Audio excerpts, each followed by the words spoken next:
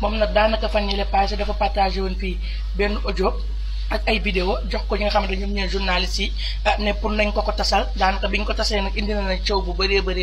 diggante moom ak ki nga xamante ne ni moom mooy borom këram. naka noonee nag kim si tuumal mu ngi tudd Didi moom nag nee na kooku déggee na ak borom këram Didi tamit nag génn na joxe na version boppam du ñu def rek lu du bàyyi leen ngeen déglu version Didi ñu ñëwaat ak yéen léegi. njaalowuma avant ma sëy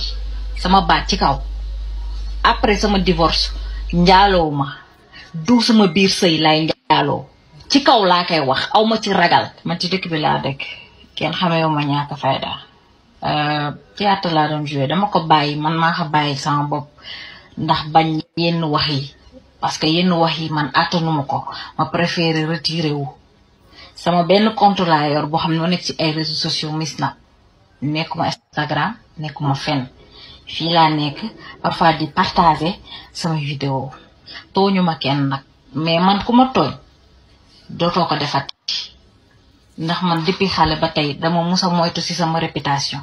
musuma def lu ñàkk fayda amul benn góor boo xamante ne sekk naa ak yow ñàkk fayda am donc ñi ma xam dëgg xam nañ dama musa moytu ci côté boobu noonu lu may bañ je suis pas parfaite nag dama sama snap laay waxee de 25 000 vues laay am kon donc duma fi nekk di wax loo xamante ne gëmuma ko wala nekkul ci man histoire bi du leen benn gel kewe sax laay wax sëyam nga divorcé li tax nga divorcé sama yoon nekk si da nga trompé sa jëkkër trompé woo sa jëkkër sama yoon nekk si man duma seedee lu ma fekkee wut duma wax lu ma wóorut man duma jël sama moroomu jigéen di jël lu ñaaw di ko teg ci daram donte def ka kook defoo ko sama yoon nekk si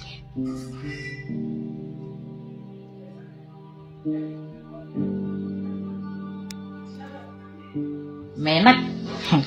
duma nangu aussi kuy tilimal sama der wala ku may waxal lu ñaaw dem nga ci internet bi nag wax lu la neex mer nga dem ci journaliste yi ne leen man damay njaaloo ak sa jëkkër ba may sëy man njaalowuma avant ma sëy sama baat ci kaw après sama divorce njaalowuma du sama biir sëy lay njaaloo ci kaw laa koy wax aw ma ci ragal amul benn góor buy taxaw ci àddina de man sekk naa moom ñaaka fayda déggoo ma de amul sama baat ci kaw kon du ma nangu yow kewe nga xëy ñëw naan dangay yàq sama der ci loolu man dama sëy sama sëy bu dee jigéen ju baax rek nag moo weddi man yow yaa ñàkk sutura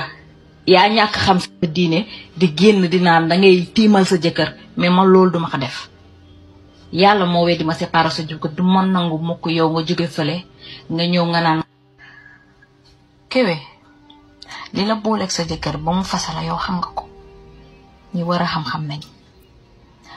man duma koy wax et du man may cause sa divorce woo naa la nag ne nga ma defoo vidéo bi ñu yónnee ne nga ma sa jëkkër avoué nga ma ne sa jëkkër yow la ko yónnee sa xarit moo juum yónnee ko journaliste yi woo naa leen ñu ne yow ci boppam yaa leen ko wax man nag teg naa affaire yi ci yoon laa ko yóbbu de ndax man kenn du tilimaal sama der di si génnee noonu man duma bloqué sama bopp ci lu bari juste pour sama réputation ma xëy benn bés nit fay jóge di wax ay fen di yàq sama réputation loolu duma ko nangu de duma ko nangu bu dee lu ñaaw yaa xam wala def lu ñaaw wala loolu yaa ko xam kewe mais man permettul ma la loolu nag man njaalowuma avant ma sëy sama baat ci kaw après sama divorce njaalowuma du sama biir audio bi ngeen xamante ne ni Didi génnee na ko jagleel ko ki nga xamante ne ni moom mooy kewe mu ngi koy wax nag ci biir audio yi naan ko